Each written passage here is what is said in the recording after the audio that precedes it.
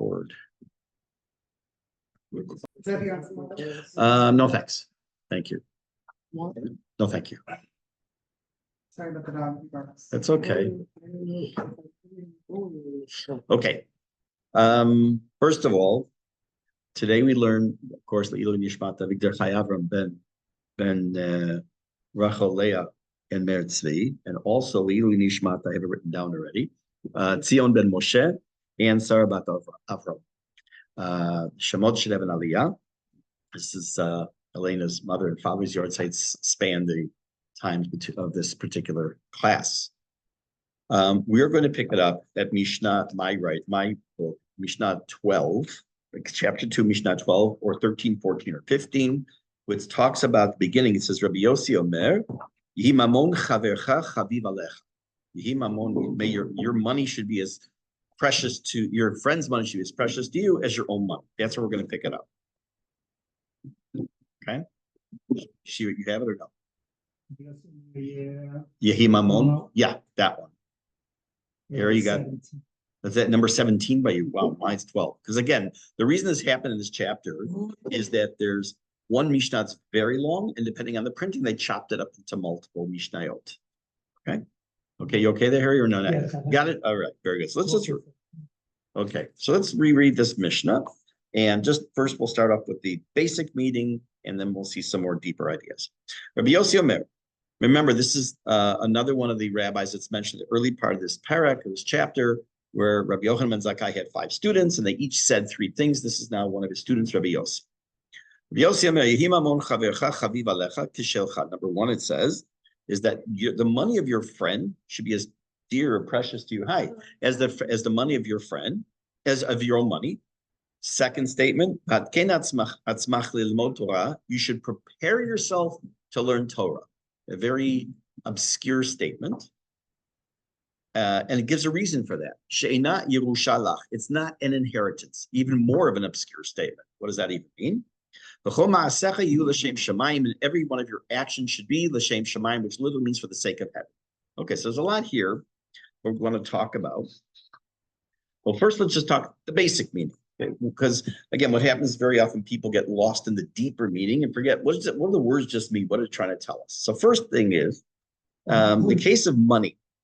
If you're familiar at all with investing, especially buying in real estate, there's an acronym, OPM, other people's money. You want to make sure you're using other people's money to invest. Okay, so in any case, OPM, other people's money, you want to be careful with other people's money. It can be their stuff. You don't want to let something that you see sitting outside, besides the fact you have a requirement to return a lost item. You also don't want someone else's items be burnt or destroyed.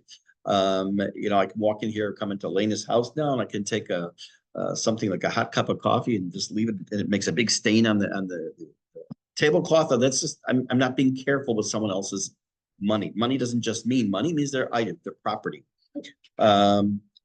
And to respect the other person's money. What does that mean? So we're going to see this kind of ties into the prior Mishnah. I don't want to get too far ahead of myself about an ayin hara. So we're going to talk about that in a few minutes. Second thing is hatken atzmacha, prepare yourself to learn Torah, because it's not a yerusha, it's not an inheritance. So first what we're going to do is talk about the basic meaning. And then I don't think I've done this yet in this class. I'm going to actually pass out a paper we're going to look at together to understand what's really what's happening here on this statement. But the basic idea is that just because a person comes from a family of Torah does not automatically mean that the child that's growing up in that home is going to know the Torah. It's legendary. We're going to see a Gemara about this, but it's legendary. So it goes back to the time already of the Talmud, that a person that grows up in a family that's Talmidei Chachamim, a big rabbis, absolutely no guarantees. It's not like DNA. It's not like DNA that someone automatically will have certain characteristics or character traits just because they're the child of somebody. It's not a DNA item.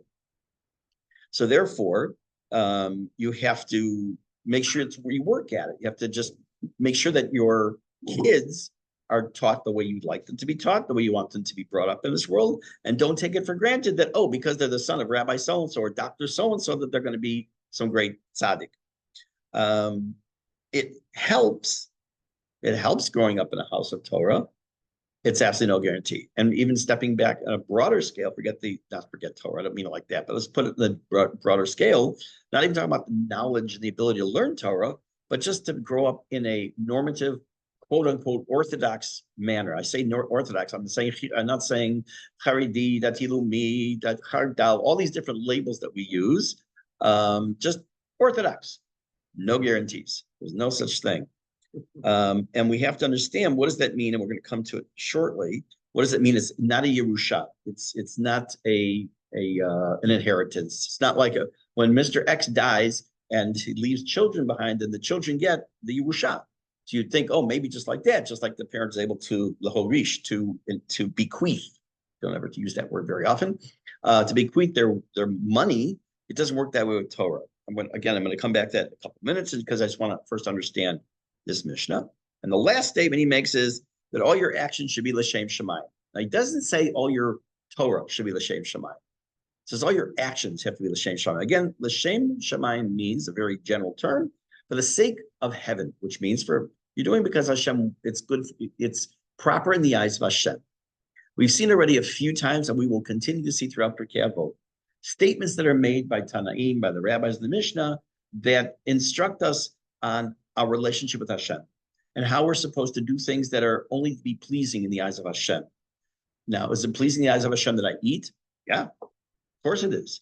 Is it pleasing in the eyes of Hashem that I overeat? No, sometimes I try not to. I have thankfully I have a good partner who's very careful about my not overeating. When she's not around, different story. Oh, great, that's on tape. So, so every action, eating, sleeping, exercising, reading.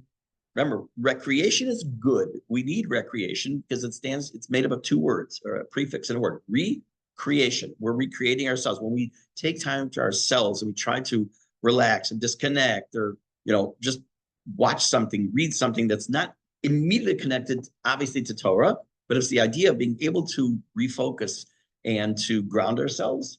Perfectly fine. It's wonderful. But that also has to be l'shem shamayim. Meaning, if I want to exercise because I want to get buff, obviously I'm married, but if I were like 20 years old, I want to get buff because I want to attract women, right? Maybe not the right motivation. That's what I'm looking for. To find women to get married. Yes, right. So that's l'shem shamayim. That's very good. That was the next statement, actually. So very good. You finished the sentence. So anything I do has that potential duality to it. And we know this already from the beginning of Parshat Kitisa. Hashem tells Moshe Rabbeinu to give, that every Jew had to give a machatzita shekel, a half shekel coin. To this day, we do that on Erev Purim, and Tanit Esther, we give a half shekel coin.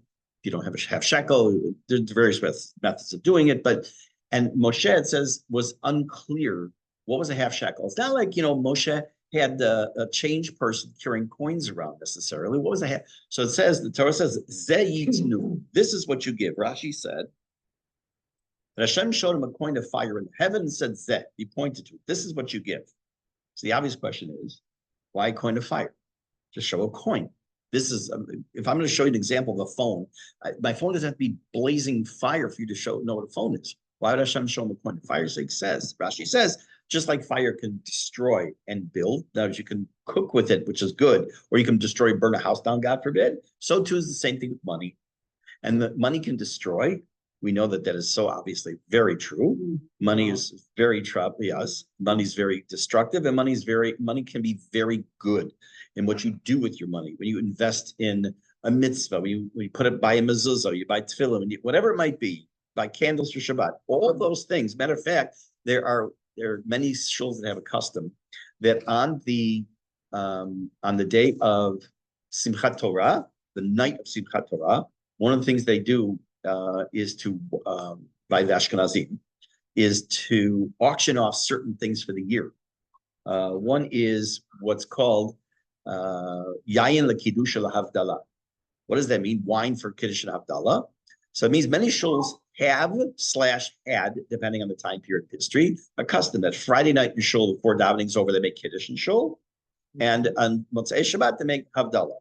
So someone buys the mitzvah, meaning they pay for the value of the amount of wine for the course of the upcoming year to pay for that wine that will be used for the kiddush for Friday night and for Shabbat, for Motzei Shabbat for havdalah.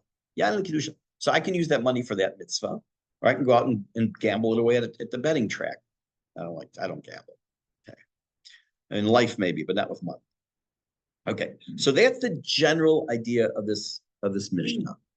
What I want to do is there's one thing that I think I found fascinating about the topic of money that I found in a sefer by Avigdor Shanan on his commentary on Pirke Avot. But before we do that, when I was learning this Mishnah, something popped into my head. I said, "Oh, I'm not the first person to ask this question." Look at the Mishnah again.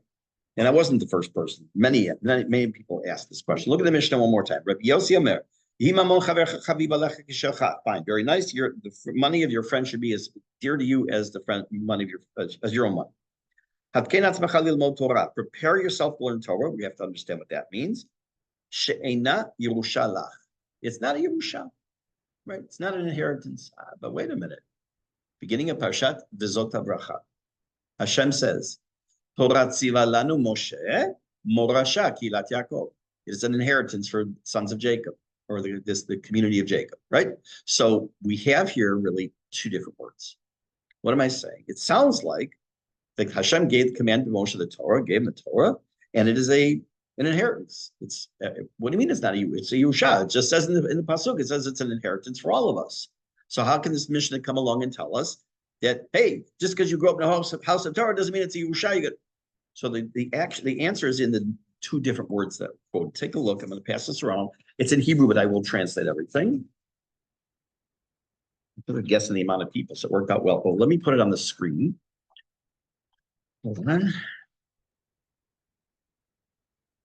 Put it on the screen for those online. I think he's working it now. Okay, got my heart came back into my chest. So that's fine. See her enough. It is something I said. I can take a hint about it. Right. That's fine. Let's wait for Elaine to come back in.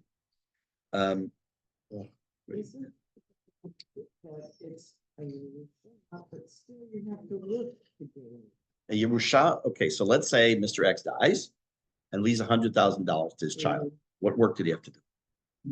Cool. A Yerusha just means you get it. Forget about probate and courts, and I'm not talking about that. But in order for Mr. X to want to leave the money to the I understand, but I'm saying in a normal situation, person dies by law, unless there's a contrary order, but it goes to the child. Or here it actually goes to this. It's very strange here. Yes, not necessarily. It's all different stuff. Okay, so let's move on. Learning. That's what we're going to see. So the question is, what is this difference here? So look at the top of the page. You'll see two words in English. One is an inheritance. One's a legacy. There's a very big difference between the two. So I'm going to read this to you. This is the commentary of Haktav HaKabbalah. It was written in the 1700s, late 1700s. My mind's from Mecklenburg, who was very much against the reform movement. And one of the reasons he wrote this sefer was giving commentary on Torah that would also go against things that the reform movement was saying. The biggest proponent or opponent, who was the most vociferous and most written, the two most was Rav Shamshon Hirsch and the Sfas Emes, the Sfat Emet. Sfas Emes was the Ger Rebbe, was big against the whole beginning of the growth of the reform movement. So just know who we're talking about here. So he says, like, this is his commentary on Torah Tziva Lanu Moshe Morasha Kilat Yaakov, which is that pasuk at the top of the page, which is the pasuk that deals with, as I said, that Torah is a morasha, which we're now right now just loosely translated as an inheritance, which seems to contradict our Mishnah. Here it says it's a morasha, it's an inheritance. Every Jew gets it, easy peasy. And our Mishnah said, nope, there's no guarantees. that you're going to be able to inherit the Torah because you got to work at it. You have to prepare yourself in there. So he says like this, Morasha, Lo Amar Yerusha.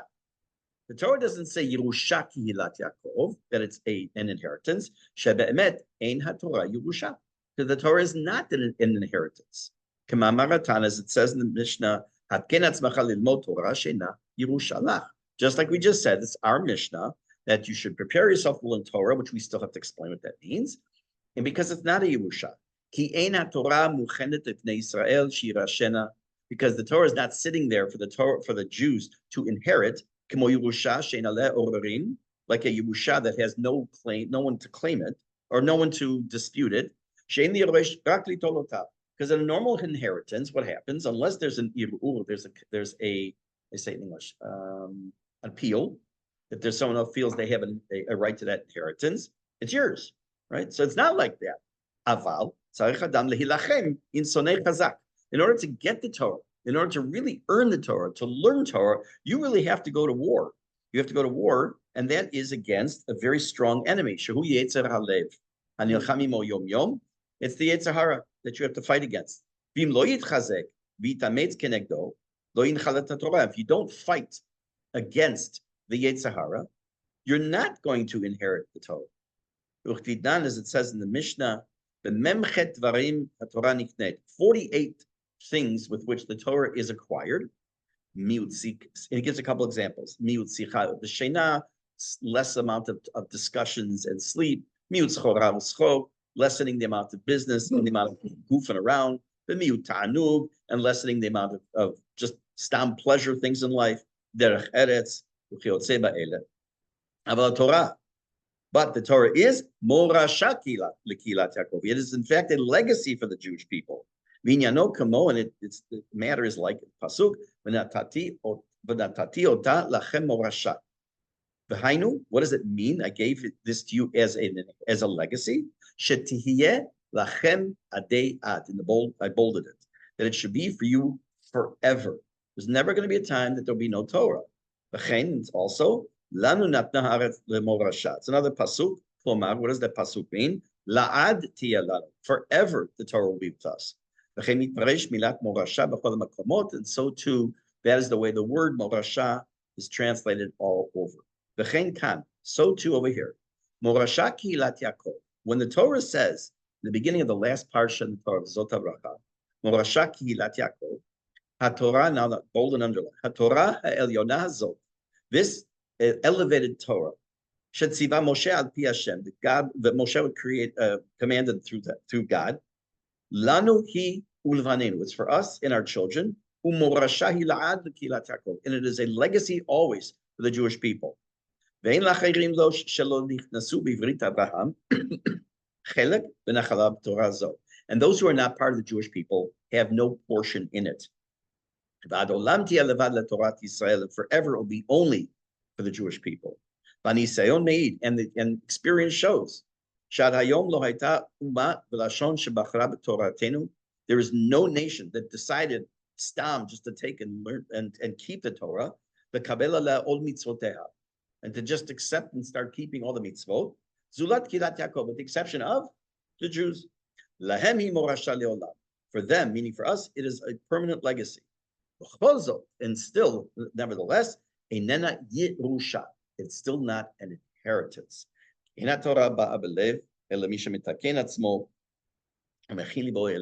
Because the Torah only comes to those who prepare themselves and prepare their hearts to receive the Torah.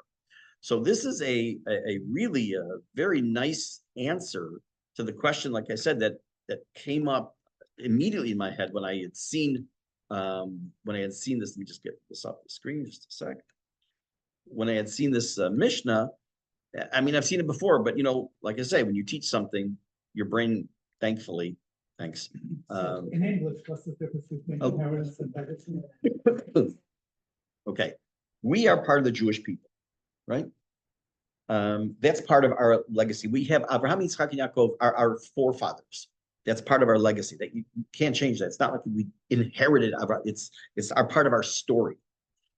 Inheritance is something that gets passed down from generation to generation. That is the property of, or the I don't know. There's another word. I don't like the word property per se, if I pass along my values, it's not an inheritance necessarily. That's not that's part of the legacy. Like part of the legacy, we can talk about one thing in particular, and that is the Jewish people have always been known by three things. Rachamanim, Baishanim, the Gomlei Chasadim. Rachamanim were a people who are merciful, and sometimes, unfortunately, to our detriment, like right now. We are Baishanim. Doesn't mean we're embarrassed. It means that we have a sense of busha, that we are before God, a sense of this humility. Yeah, even though that's the word is shame, but we don't, what's that? Modesty, okay? Modest before God. That's we're supposed to walk modestly before God, and it's not about shirts, sleeve lengths, and it's not about skirt lengths. It's about a way of life, correct, in your heart especially.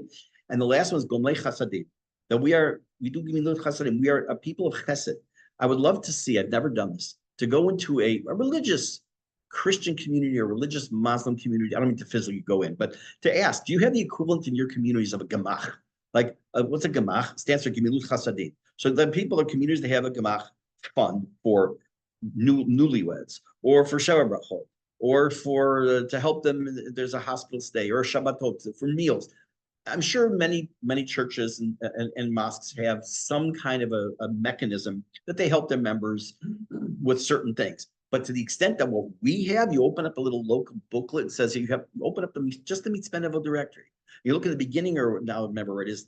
It's a list of all the gemachim that are here. I went a joke. I said I wanted to make my own gemach. It's going to be called a personality gemach.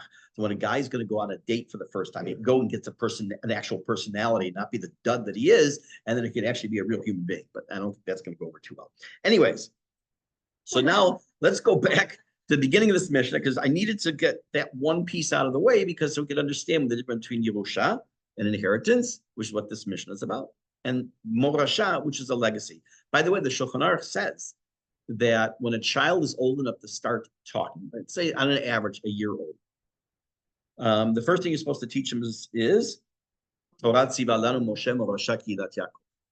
Okay, that's the first thing. Of course, a parent. We didn't do that. I don't remember doing that, but it's the right thing to do. But it's true. Yeah, no, not for me. I'm saying I didn't do it for my kids. I don't remember doing that. I don't remember. Maybe my parents did it for me, but no idea. No, my kid. Three different statements. Is there any kesher? Beautiful question. So the question was, is there any connection between these three, what seem to be completely separate statements, right? Number one is make sure your money of your friend is like as precious to you as your own. Number two is to prepare yourself to learn Torah, because it's not a Yerusha. And the third one is that everything you do should be l'shem Shemayim. We're going to see it in about 2 minutes. Okay.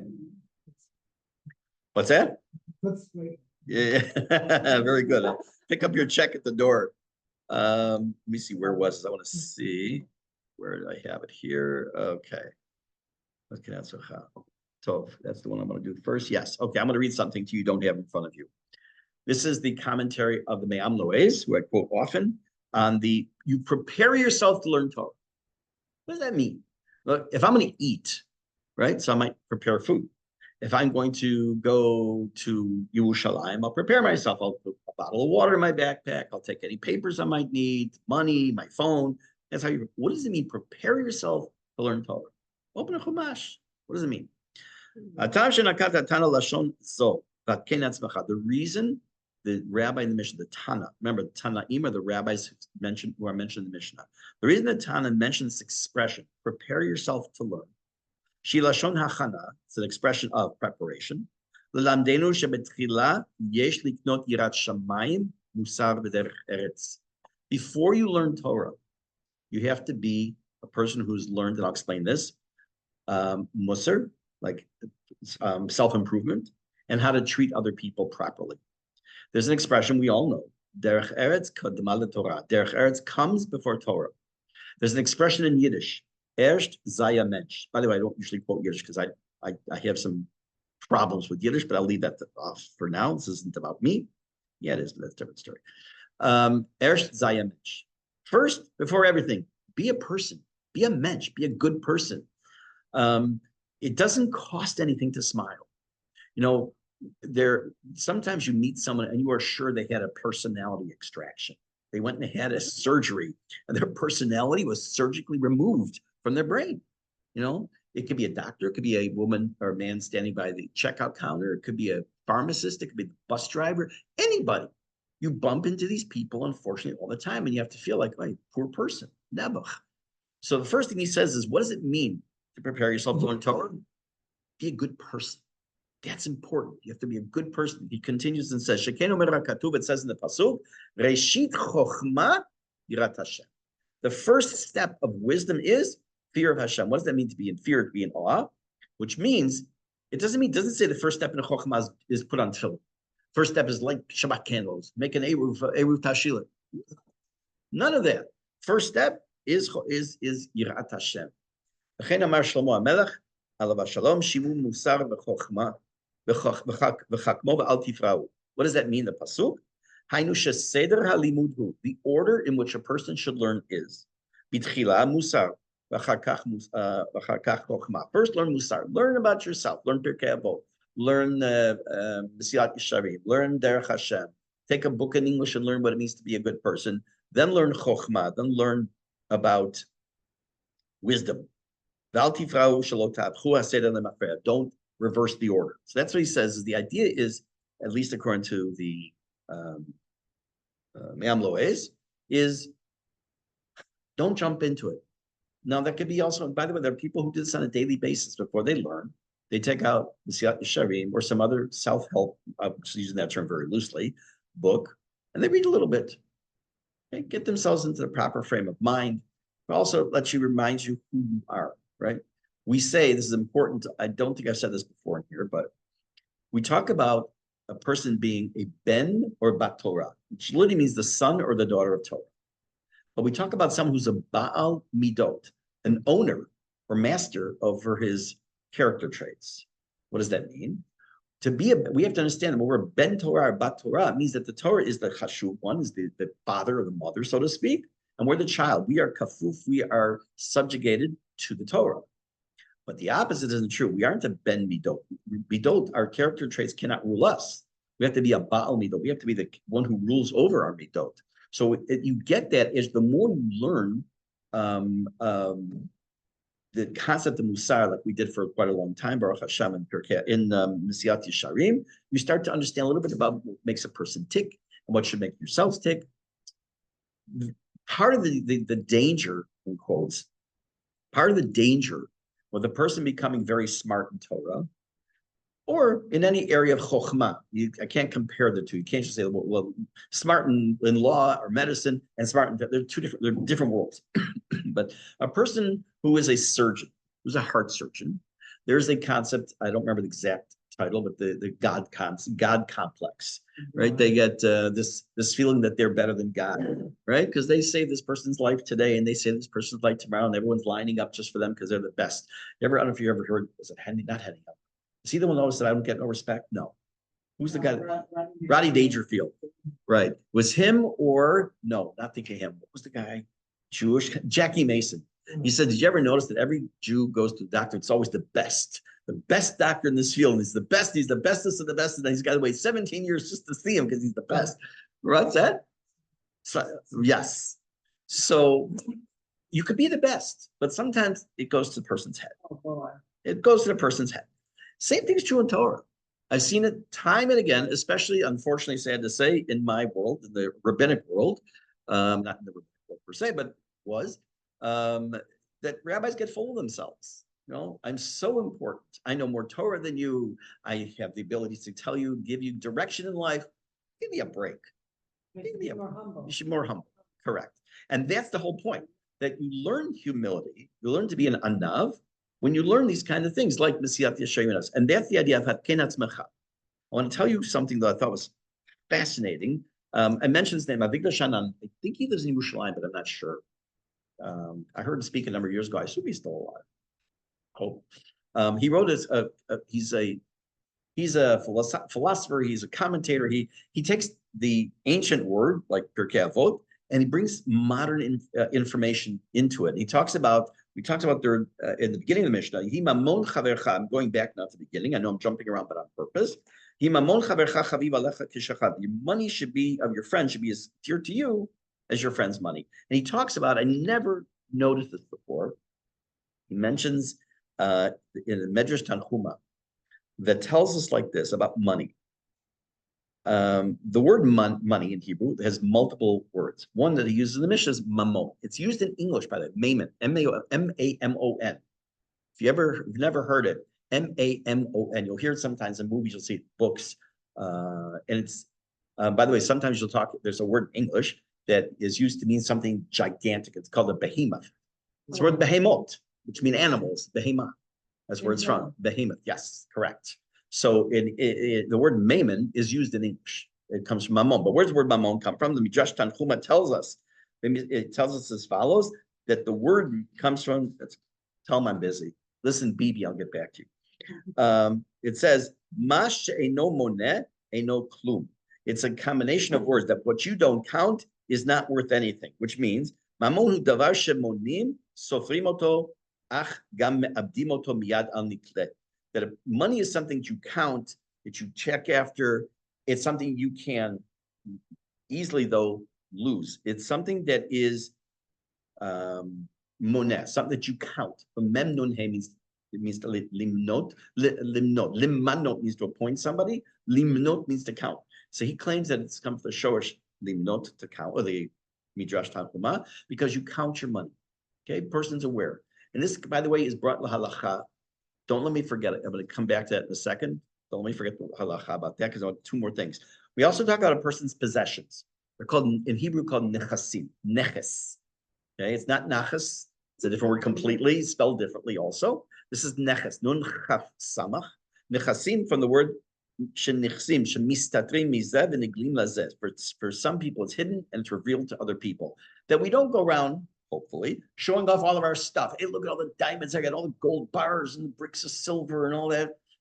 You're private with it. But this one I like the most. And that is, you'll find the currency that's mentioned very often in Mishnah, and it's mentioned in Ketubah, is zuz. You also saw Chad Gadya, the Zabin Abba that father bought, betray zuze. I always grew up hearing it, bisrei zuze. Okay, betray zuze. He bought with two zuzim, like saying dollars. Okay, what is the word zuz? It's money though, because shezazim mizeh v'notim mizeh, money changes hands, it moves. Zaz. Zaz means movement, right? So that's why on Purim, my mind's really all over the place today. On Purim in Yerushalayim, on Rehov Aza, they started a few years ago. Chabad opened stations for constant reading the Megillah. It's called Aza Zaza. Aza, Rehov Aza is in movement, because there's always something happening on Purim for reading the Megillah, Rehov Aza. But that's this word, Zaza. So that's where he says the word Zuzim comes from. So halacha. I said that people tend to count their money. Be aware how much they have. I'm not going to go into the whole thing now, because it will take me 15, 20 minutes to explain, but I'm just going to kind of cut to the chase. There's a Gemara in Bava Metzia, in the Gemara, that talks about when a person loses an object, you find it, normally you have to return it. But what if there's no, even if there's a siman, there's a sign on, there's a sign, there are times when you might not have to return it. And that might be when you find something, you know for sure the person's given up hope. There's never going to get it back. You find a wallet in the Vadi under brush. It's been there for years. It's got the guy's name in it. Theoretically, you don't have to return it, because he's given up hope after years. It's a nice thing to do. Doesn't make a difference. You're allowed to keep it, because the guy gave up hope already. However, it's the right thing to do, just like you'd want it. Now the Gemara discusses what happens if you find a coin purse, okay? And you find it, you're walking in the street, and now you found it before the guy gave up hope. He hasn't yet given up hope, but you found it, but it's a situation where he's going to give up hope. You found it in the airport. Okay? There's no chance this guy's ever going to get it back, right? So the Gemara, without again, I'm giving like just the tip of the iceberg. It's a very long discussion.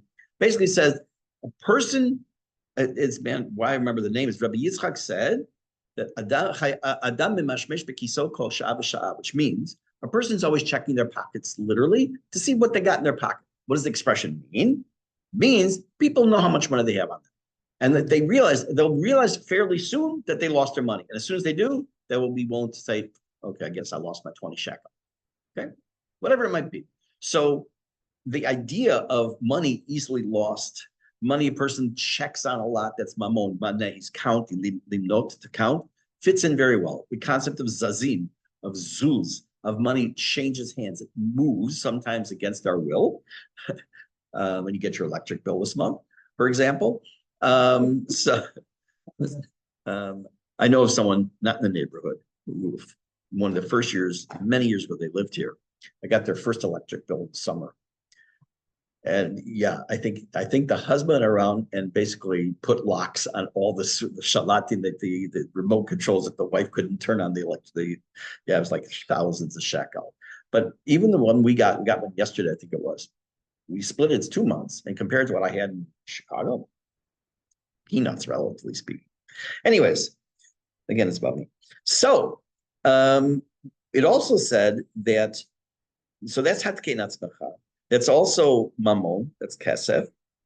Let's talk about this idea of, it's not a Yerusha, it's Torah is not an inheritance, and therefore there's no guarantees, right? That your kids are going to necessarily learn Torah, no guarantees your kids are going to keep Torah. So it's on the parents' responsibility.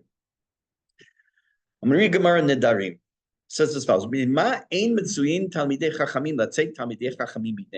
is it? Remember, at the time of the Gemara, this is over 1,500 years ago. We're not talking about last month. Why is it that it's not common for Torah scholars to have children that become Torah scholars? It was already unusual then. Amar Rav Yosef said, Shelo Yomru, they shouldn't, so people shouldn't say Torah Yerushahi Lahem. According to Rav Yosef, it's kind of by design that it doesn't happen that way. Doesn't mean it always happens, but there are many times where a Torah family doesn't have a child that follows in the path. Because the people, if it always happened 100% of the time, you say, that's why I can't learn Torah. I don't come from a big scholarly family. It's a Yerusha. It's an inheritance, because they have an inheritance of Torah. They're going to pass it to their child. My parents didn't have that. They didn't pass it to me. So Rav Yosef said Hashem designed it in such a way. And again, everyone can still overcome that. It's still a responsibility. I'm not trying to remove the responsibility from anybody from learning, but nothing happens easily. Rav Sheshet Rav Idi Omer, he said, so a person should not start to lord over, I guess would be a good way to put it, not to be like a show off, say, look at our family, look who we are. They're, to be very, I guess the word would be presumptuous. Like, we're the Steins, we're the Talmidei Chacham. Okay, so there's many other opinions on what this means, but let's just leave it for that. Okay. And there's something that I was going to say. Yeah, okay. So it didn't go up. It's in front of me. You had asked before, these 3 things seem to be disjointed. Okay, I mean, you can, by the way, I want to give the plus and the minus. The minus is, we could just say in many Mishne, they have 3 things. There's just 3 things that were commonly said by that Rav. Okay, but that's a terrible answer. Terrible answer, because nothing's random. Nothing's random. It's not like you and I talking about 3 random things. These are guys. These are Talmidei Chachamim that we can't even begin to understand the brilliance they had. So there has to be some reason. So the answer, one answer I saw, I don't remember who said this. I didn't write down who said it. Shoot. Okay, I'll have to look. Is that it is a continuation of the prior Mishnah. It's 3 things in the last statement from the prior Rav. He's making a connection to those 3. The last Mishnah said that 3 things take you out of this world: Ayin hara, Yetzer hara, and Sinat habriot. Having an evil eye, having your Yetzer hara overcome you, and hating people. Now, the last Mishnah could be 2 Mishnah, whatever it is. It's the last couple lines before this. So he says like this, like I forgot who this, I didn't write down who it is. The Ayin hara, which takes you out of this world, it says, that your friend's money should be precious to you, just like your own money. It doesn't just mean protect your friend's money. It doesn't just mean that. It means don't be jealous. I'm happy that you have your money. I'm happy I have my money. Don't be jealous about that other person. Don't give them an ayin hara, because you just saw in the last Mishnah, takes you out of this world. Wow. Next, Yetzer hara. The last Mishnah said, Yetzer hara is one that accompanies you out of this world. So it says, we've seen this in many places. It says, Hashem says, Barati Yetzer hara, Barati Tavlin Torah. I created the Yetzer hara, but I also created the antidote, which is Torah. So therefore, the Yetzer Hara, which can take you out of the world, what's the antidote? It's not a Yerusha. Work, get off your butt and work and learn Torah. You got to do something about it. And the third thing was Sinat Habriot is one of the other things that takes a person out of this world, hatred. So therefore, it says, you kol ma'asecha l'shem shamayim. Everything you do should be l'shem shamayim, especially how you treat other people. We saw that in the beginning of this Mishnah, right? Which hatkena tzmacha. You have to prepare yourself. What is the preparation? Is kavod habriot, how you treat everybody else. So while of standalone, it looks like they're unrelated, you probably can come up with some other way that they're linearly connected, but he's really making a connection. Maybe it was Ma'am Lois, I don't remember, between the last Mishnah and this Mishnah, that these three things take you out of the world, and those were all connected. Now he says these are the antidotes, and that's what this Mishnah is. Okay, so I think we'll stop here instead of going to the next Mishnah. Let me see if I had anything else I want to say in this one. Oh, I added one thing. Yeah, I'm surprised that Victor Shanan didn't bring this in this book. There are two other words that we use in terms of money.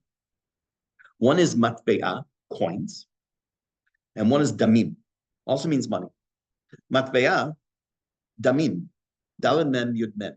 So matbe'ah has the shoresh het bet ayin, which means to coin. It also means to sink. Tviyah, you can sink in the water.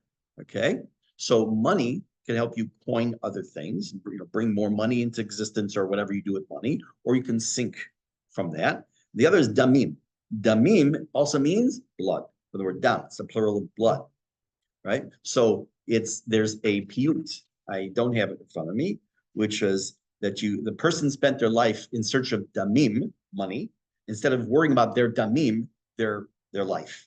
So I thought that was like, I don't have the piyut in front of me, but so just last couple things about money. Okay, we will stop here. We'll continue Bezrat Hashem next week. And next week, Thursday. Yes, Bezrat. Oh, maybe not. Depends. There's a bris that's going to be Bezrat Hashem next Thursday. Last night, Baruch Hashem, Sharon Weinstein, Jay Weinstein, a baby boy. So depending on when the bris is, will determine. And then next week will be the last week of classes for about 3 weeks, because then probably even more, because I'll be in Chicago Bezrat Hashem for a couple of weeks. Oh, wow. Wow. Oh, my Thank you. gosh. Yeah. It's a good thing you're not there now.